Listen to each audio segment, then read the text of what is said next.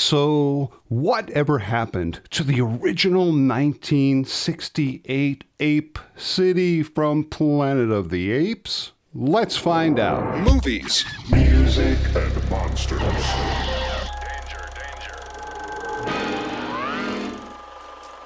Hey guys, Dan Monroe here, talking about movies, music, and monsters. Now, real quick before we get started, we just got back from Los Angeles, LA Comic-Con 2024, and man, I gotta tell you, it was just so awesome, so cool to finally meet a lot of you guys in person. Great facility, sharing some space with the incredible guys from Block 4 Studios, and rumor has it we might be doing it all again in April 2025, back in Los Angeles for Monster Palooza. Really looking forward to that. Okay, Ape City. Well, I gotta tell you, even though my wife has been out to California several times, this was personally my first trip, and I kid you not, probably for the last 30 years, my brother Paul and I have been dreaming about the day when we could one day go out to California to see not only the incredible sights, but to head out to all these stunningly amazing locations, not only for the first Planet of the Apes, but also for Beneath, Battle, the TV series. I mean, this was Apes Land. From the moment you drive in the parking lot to the moment you walk out, I'm not kidding. You just feel like you're in the movies. And yes, I know a ton of other people have done videos just like this, but I just thought I would share my journey with you guys and give you my spin on it. So grab your favorite talking human doll, your sacred scrolls with a bucket of stale popcorn, and let's dive in. It's a madhouse. A madhouse. Enormous thanks to Kelly Mark Delcom from Block 4 Studios for literally taking his entire day chauffeuring my brother and I all around to see these incredible locations. Kelly, you are the best, and we just can't thank you enough. Now, from the very first moment that you pull in to Malibu Creek Park, like I said, you clearly expect to hear somewhere out in the hills a distant ram's horn signaling the beginning of the hunt. We started off our trek just off the main parking lot down this little dirt road heading towards our first location, and before you knew it, we were there. To our right, the cornfield, well, the location of the cornfield where they shot the incredible hunt sequence, and it's so interesting that even though the grounds and the foliage have obviously changed significantly over the years, the mountain ranges in the backgrounds are exactly the same. You can literally pinpoint exact shots from the film to where you're standing. It's a bit overwhelming if you're a Super Apes fan like my brother and I, just to think that over 55 years ago, the geniuses that created this film stood right here on these locations creating cinematic movie history. Simply unbelievable. We'd fertilize the whole field with special fertilizer and, everything to pump this stuff up because of the amount of time we had. And about 3 days before shooting, we had 8 feet. So I went back to Franklin Schaffner on the set. I said, "Hey, Frank," I said, "we got the corn. It's going to be 8 feet. He said, "I said 6 feet. And I said, "What do you want me to do?" He says, "Mow it at 6 feet. He destroyed that field of corn. Next on our stop, just a little bit further down the road, the enormous tree that Taylor, Dodge, and Landon stood underneath, checking out the humans in the cornfield. And yes, this tree was, and still is, absolutely enormous, which sits right on the edge of a tree line directly facing what was the cornfield. Just a few feet to the left of the giant tree is another really cool apes spot. This particular location was where the apes were standing over the pile of human bodies, getting their photo taken with the now classic apes line, "Smile." The only good human is a dead human. And again, I just can't stress enough that at any time when you look off in the distance and see those incredible hills at Malibu Creek, no matter what direction you're looking, you're there in the land of the Planet of the Apes. Overwhelming, exciting, just incredibly super cool. Next stop on our what eventually became a very long journey was the small lake location where the astronauts finally ended up after their trek through the Forbidden Zone. And this particular location was so cool because really nothing has changed. That huge cliff that overlooks the pond is almost identical to the way it looked over 50 years ago. There's obviously no waterfall because there never was. That effect was achieved with 24 carefully hidden fire hoses to give the effect of a waterfall while filming, but the pond area was almost completely identical. I mean, look at this. This is the spot where the astronauts dove into the pond to swim across the lake when they saw the humans stealing their clothes. And this area over here, which I couldn't get to on this particular day, was the spot where Taylor climbed up to that giant rock trying to catch the mischievous humans. This was one of those spots where we just sort of took a break, sat down, looked around, and literally just took it all in. Absolutely unbelievable to be able to sit here and experience this, especially for a first-time person who's not only never been to California, but never been to Ape City. Next on our stop of apes filming locations would be the cage area where they shot all the scenes of the outdoor human cage. But before we hit that, I have to tell you how interesting it really was to discover just how close all these locations really were to each other. In a way, it really almost changes the way I think about the film, knowing that the pond where the astronauts did their swimming is literally just below the Ape City cage location. I mean, you could look down and it's like right there. Really a very strange dichotomy that takes place in your mind, that the cages are right there above the pond. Super cool. Anyway, while we were heading up to the area where the cages were, we stumbled across this incredible spot. This was the giant rock ledge where Caesar sat during his council meetings in battle for the Planet of the Apes, right there on that enormous rock platform. I mean, come on, how cool is that? My brother Paul adventurously climbed over to get his photo on the rock. Me, not so much, as I actually have a bit of a fear of heights, which is slightly ironic since I'm almost 7 feet tall. But looking down, the path is really rather slim and is, believe me, quite a drop. You know, one reason that the apes were able to capture the humans so easily was because the gorillas had a much greater sense of sight, smell, and more importantly, improved hearing.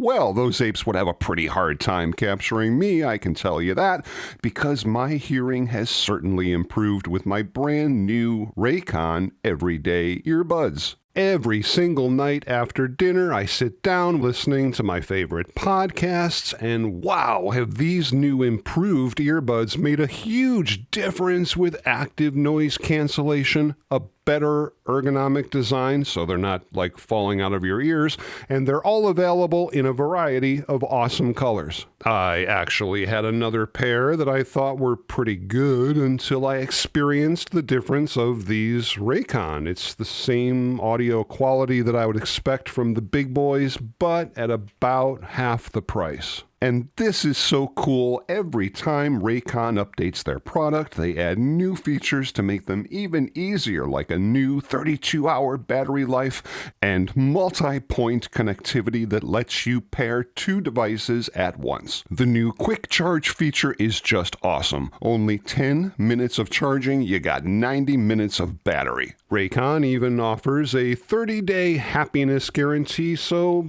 why not? Simply click the link in the description box below or go to buyraycon.com/Dan Monroe to get 20 to 50% off your order with free shipping. And now, back to the Planet of the Apes. Well, almost to our next location, around a couple more turns and climbing up a few more levels. At this point, it's around 2:00 p.m., which is peak heat time in California, and believe me, it was freaking hot.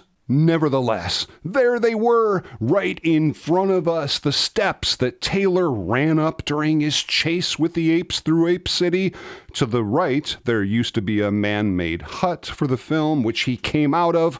Then he ran up the stairs onto the upper platform, which, of course, we all did as well. These were also the steps that Zira and Cornelius came up before their classic simian kiss in front of the cages where they met Dr. Zaius. And this is really fascinating, but these steps were not built for the Planet of the Apes film, but rather were part of an enormous lodge built on this spot back in 1910 called the Crags Country Club.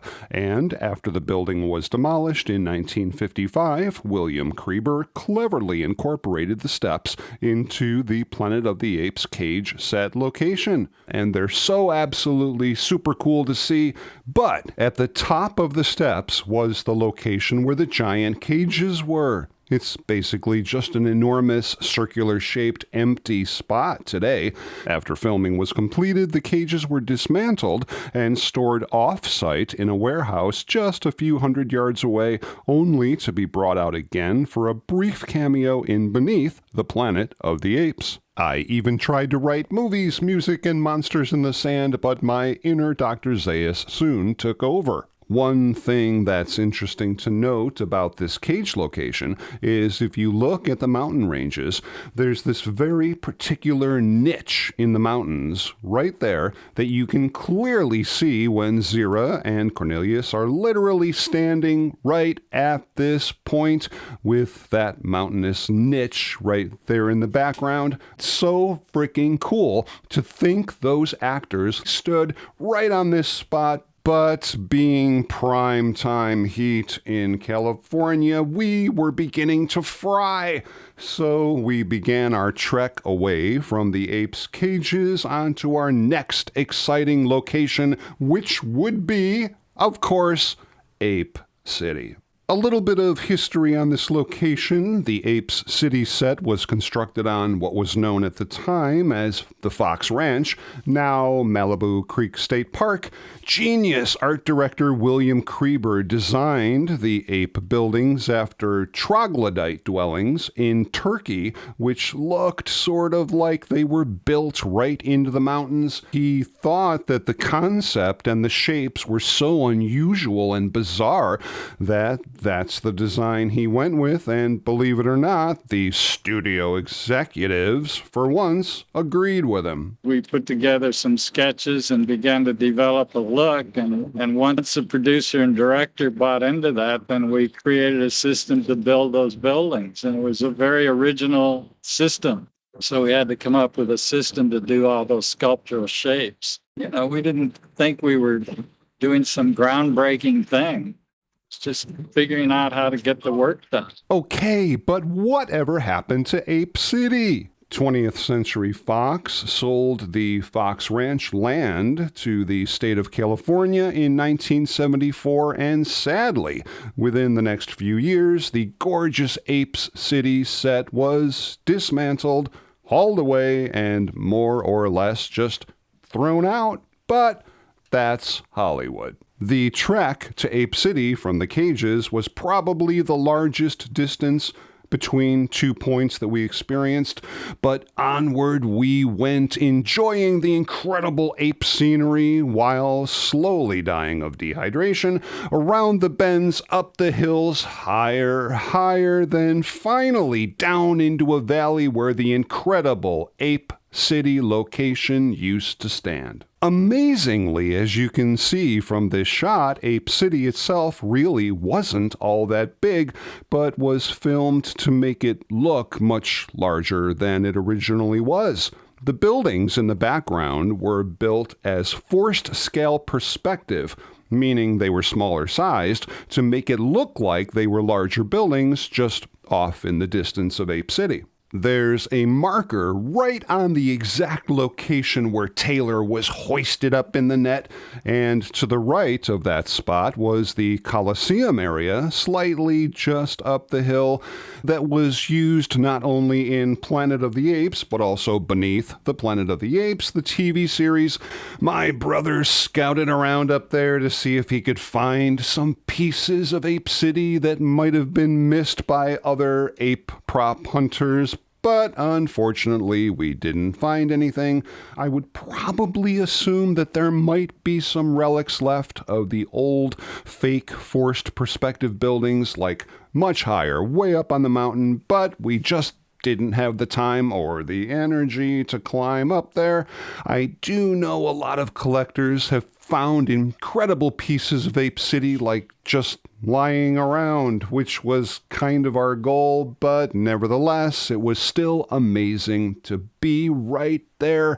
Just a couple of New York guys fulfilling an incredible bucket list, 30 years in the making, an unbelievable experience that we will never forget. And so begins the long, hot, and arduous trek back to the car, which to us old guys felt like forever. But we finally made it, and shortly thereafter discovered that Kelly had another amazing surprise for us that is definitely ape-related. Heading out in the car, maybe 20, 30 minutes down the road, Point Doom, the filming location of the classic surprise ending of the film. Spoiler alert, it was Earth, like the whole time. If you haven't seen the film in, 55 years, then don't blame me. Beware the beast man, for he is the devil's pawn. Now, on this particular day, the temperature of the land was really hot, but a cold front was coming in over the Pacific Ocean, creating this weird, almost creepy fog enveloping the entire beach. But then suddenly there it was, appearing out of the fog like some incredible, majestic titan of years gone by in all of its incredible Planet of the Apes glory, the final resting place of the Statue of Liberty. My brother Paul just couldn't resist dropping to his knees and perfectly reciting the entire Taylor speech, to which onlookers observed with a bit of an arched eyebrow, but the hell with them. This was Point Doom, Planet of the Apes. Maybe it was my imagination, or maybe there's actually something to it, as silly as it sounds. But even the sound of the waves coming in on this particular beach seemed hauntingly familiar and different than other sounds of other waves on other beaches to me. I can't explain it, but man, it was a fascinating auditory experience. Interesting, and I didn't really know this at the time, but just over this section of rocks on the next beach, which is Zuma Beach, was the area where they filmed the cave sequence. All the stuff at the end with Dr. Zaius tied up, to which we did actually attempt to get to, but on this particular day, the rocks were extremely slippery, so let's just say we tried, but didn't quite make it. Maybe next time.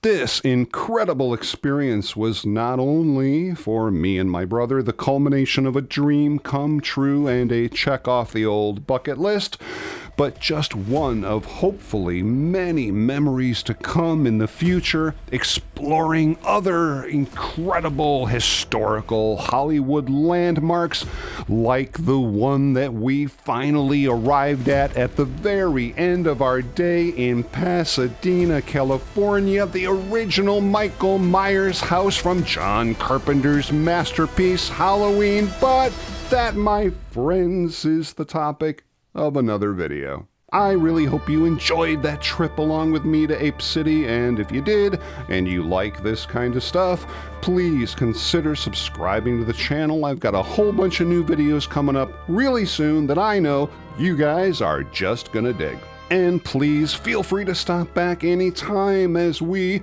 together continue the conversation on movies, music, and monsters. Movies, music, and monsters.